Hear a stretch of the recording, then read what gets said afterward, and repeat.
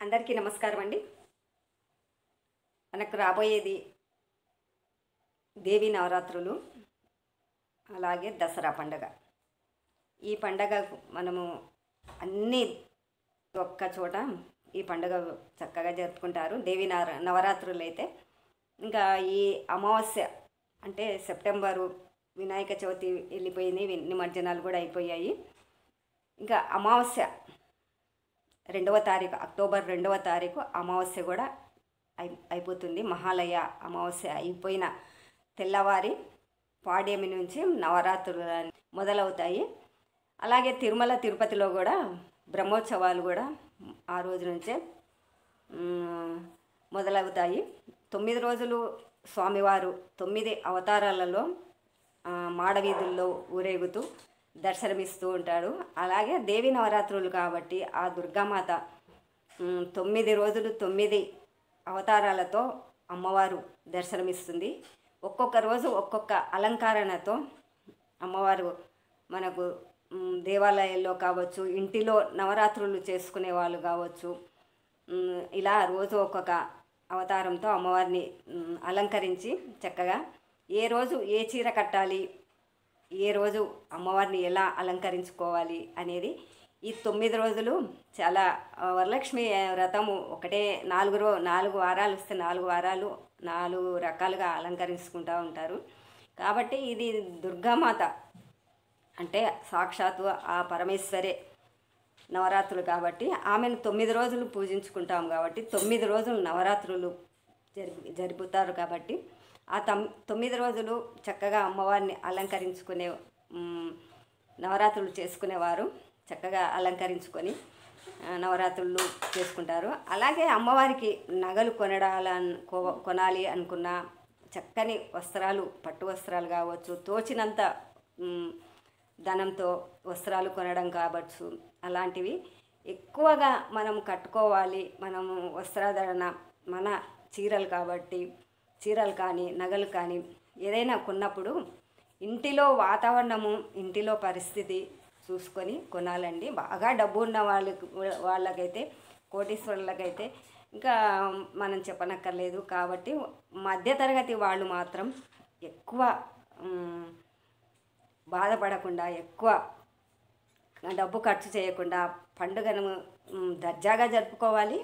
చక్కగా అప్పులు చేయకుండా, ఆర్భాటంగా చేయకుండా మన భక్తి ఎంత ఉంటుందో అంత మాత్రమే చేసుకుంటే ఆ దేవి మనల్ని కరుణిస్తుందని నేను అనుకుంటున్నాను. ప్రతి ఒక్కరూ భక్తితో చేయాలి కానీ ఇంకా అలంకరణకే ప్రాధాన్యత ఇస్తే అమ్మ ఉండడమే ఆమె అలంకరణతోటే ఉంటుంది. చక్కని రూపం కదా ఆ తల్లి. ఏ రూపంలో ఉన్నా మనకు చిరునవ్వుతో ఆశీర్వదిస్తుంది. అలాంటి అమ్మ మనము ఏ చీర కట్టినా, ఏ నగ వేసినా అమ్మనే కదా.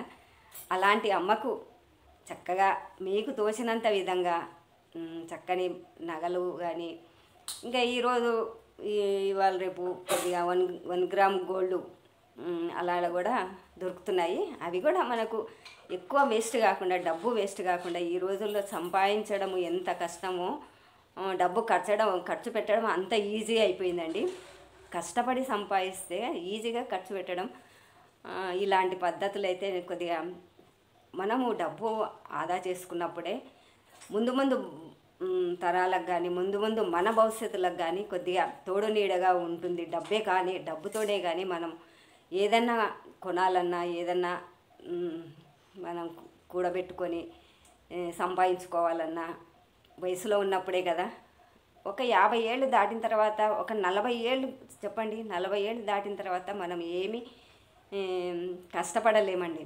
ఎంత కష్టపడాలన్నా కూడా దాదాపు మనకు ఇప్పట్లో అయితే 22 సంవత్సరాలు, 23 సంవత్సరాలు, 25 సంవత్సరాలు అనుకోండి, ఆ లోపల చదువు అయిపోతుంది. ఏదో ఒక జాబ్ సంపాదించుకున్నారనుకోండి, అప్పటి నుంచి 30-40 సంవత్సరాల వరకేనండి మీ వయసు. ఇప్పుడు సంపాదించుకునే వారి వయసు 40 సంవత్సరాల వరకే. ఆ తర్వాత ఇప్పుడు ఇంత కష్టపడి సంపాదించుకునే అంత ఓపికలు ఇప్పుడు అంత 20-25 సంవత్సరాల వరకు చదువుతున్నారండి. అంత శ్రమపడి చదువుకుంటున్నారు. ఇంకా ఆ తర్వాత 40 సంవత్సరాలు 50 సంవత్సరాల వరకు జాబులు చేసుకున్న గవర్నమెంట్ రూల్ ప్రకారము 58 60 అని చెప్తున్నారు కదా. అంతవరకు చేయడానికి కూడా ఇప్పుడు అయితే ఓపికలు లేవండి. గవర్నమెంట్ జాబు అయితేనే కష్టపడి తన కుటుంబం కోసము ముందు భవిష్యత్తు కోసము చేస్తున్నారే కానీ ఈ సాఫ్ట్వేర్లు హార్డ్వేర్లు ఇవన్నీ 40 సంవత్సరాలకే నాకు అనిపిస్తుంది. ఎందుకంటే వయసులో ఉన్నప్పుడే మనం ఎంత కష్టపడ్డా ఎంత శ్రమ పడ్డా 4 డబ్బులు అనేది మనం దాచుకోగలుగుతాము. ఇలా ఇష్టం వచ్చినట్లుగా మనం ఇష్టం వచ్చినట్లండి కదా, అవసరం ఉన్నంత వరకే కొని పెట్టుకోవాలని నా ఉద్దేశం. ఎందుకంటే ప్రతి రూపాయి మన కష్టం మీద మన శ్రమ మీదనే ఆధారపడి ఉంటుంది కదా. మనం ఎంత కష్టపడితే ఆ రూపాయి వస్తుంది కదా. ఒక శాస్త్రం చెప్తారండి, ఒకరు ₹1 సంపాదించి ఇంకా నేను 99 రూపాయలు సంపాదిస్తానా అనే ఆలోచన అనుకుంటాడంట. ₹1 సంపాదించడానికే అంత కష్టపడ్డాడు, 99 రూపాయలు ఇంకెప్పుడు సంపాదించాలో అలా ఉంటుంది. ఏదైనా కూడా వయసులో ఉన్నప్పుడే మనం జాగ్రత్తలు కానీ ఏదైనా కానీ పిల్లల కోసం కానీ చదువుల కోసం కానీ ఎంత పొదుపు చేసుకుంటే అంత మనము ధీటుగా మనము మన గౌరవంగా మన సంసారాన్ని చక్కగా ఆటుపోట్లు లేకుండా చాలా ఆనందంగా జీవితం అయితే గడుస్తుందని నేను అనుకుంటున్నాను. ప్రతి ఒక్కరూ ఇలాంటి చిన్న చిన్న చిట్కాలను పాటించండి. పెద్ద పెద్ద డబ్బు కోసం మనం ఆశపడే అంత ఇదైతే మనకు ఉన్నప్పుడు అలా ఆలోచించాలి, లేనప్పుడు మనకు శక్తి ఎంత ఉందో అంతవరకే మనం కాళ్ళు చాపుకోవాలి. అంతేగాని పిండి కొద్దీ రొట్టె అంటారు కదా, ఈ పాత సామెతలే కానీ ఆ సామెతలలో ఉన్న అర్థము పరమార్థము ఇదేనండి. మీకు ఈ వీడియో నచ్చినట్లయితే లైక్ చేయండి, షేర్ చేయండి, సబ్స్క్రైబ్ చేయండి. ప్రతి విషయంలో నేను మీకు అన్ని విషయాల గురించి మీతో నా జీవితం గురించి నా బయోగ్రఫీ గురించి, అంటే నేనేం పెద్ద జాబులు చేసిన దాన్ని కాదండి, నాకు ఎక్కువ చదువు కూడా రాదు. ఏదో నా తెలివి నా ధైర్యం ఎలా ఉందో నేను ఎలా అన్నీ తట్టుకొని ఆటుపోట్లన్నీ తట్టుకొని ఇంతవరకు నేను ఇంత ధైర్యంగా రావడానికి కారణం నా ధైర్యమేనండి. నేను ప్రతి వీడియోలో కూడా చెప్తుంటానండి, మనిషి ధైర్యంగా ఉన్నప్పుడే అనారోగ్యాలు దరికి రావు అని నేను ఎన్నో వీడియోల్లో కూడా చెప్తుంటాను, ఇంకా చెప్తూనే ఉంటాను. ఎందుకంటే నాకు బలాన్ని ఇచ్చింది ధైర్యమేనండి. నా కుటుంబం కాదు, నా వ్యవస్థ కాదు, నా ధైర్యంతో నేను ఎంత ముందుకు వచ్చానో. ముందు నేను మంచి మంచి వీడియోలలో నేను నా విషయం గురించి కూడా కొన్ని విషయాలు మీకు షేర్ చేసుకోవాలని కూడా నాకు చాలా ఇష్టం ఉంది. ఎందుకంటే కష్టపడ్డవాడికే ఫలితం దక్కుతుంది. కానీ కష్టపడ్డప్పుడే మనం ఇంకొకరికి ఈ మంచి విషయాలు చెప్పాలి అనే ఉద్దేశము కలుగుతుంది. ఎందుకంటే ఎదుటి వాళ్ళు కూడా అడుగుతుంటారు, మీరు అనుభవం ఉన్న వాళ్ళు కదా, మీరు చెప్తే 1-2 మాటలు బాగుంటాయి కదా అనే మాట ఎంత విలువైందో చూడండి.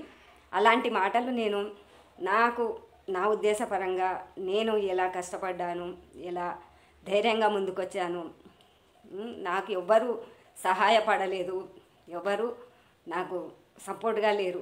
అలాంటిది నేను ధైర్యంగా ఈరోజు మీ ముందులో మీరే మాకు బంధువులుగా నేను ఇంత మీతో షేర్ చేసుకుంటున్నానంటే మీ మనిషిని అయినందుకే. నాకు ఏనాడో మీరు నాకు బంధువులుగా ఉండొచ్చు, బంధువులై ఉండొచ్చు, ప్రాణమిత్రులు ఉండొచ్చు, స్నేహితులు ఉండొచ్చు. కాబట్టి మీ ముందుకు వస్తున్నానండి. మీ ముందుకు వచ్చి నా మంచి మాటలు మీకు చెప్తున్నానంటే మీ మనిషినే అనుకొని నాకు సంతోషంగా ఇంకా చెప్పాలి, ఇంకా నేను ఏమేమి చేశాను అని, ఏమేమి కష్టపడ్డాను, ఏమేమి ఇంత ధైర్యంగా నేను ముందుకు ఎందుకు వస్తున్నాను అనేది మీకు అందరికీ తెలియజెప్పాలని నాకు చాలా ఇష్టంగా ఉంది, చాలా సంతోషంగా ఉంది. ఒకరి ధైర్యం ఇంకొకరికి ధైర్యం ఇస్తుందండి. అలాంటప్పుడే మనం ధైర్యంగా ముందుకు వెళ్ళగలం. మనం ఎప్పుడైతే అధైర్యపడతామో వెనక నుంచి కూడా రాబంధువులు నెట్టుతూ ఉంటారండి. అలాంటి సిచ్యువేషన్ మనకు రాకుండా ఉండాలంటే మన ధైర్యము పోరాడినంత వరకు మన ధైర్యం మన దగ్గర ఉన్నప్పుడు ఎలాంటివి మన ధరికి రావని చెప్తున్నాను. ఈ వీడియో మీకు నచ్చినట్లయితే లైక్ చేయండి, షేర్ చేయండి, సబ్స్క్రైబ్ చేయండి. మరిన్ని మంచి వీడియోలు, మరిన్ని మంచి మాటల కోసం మీ ముందుకు వస్తాను. మీ విజయలక్ష్మి అండి. నమస్తే అండి.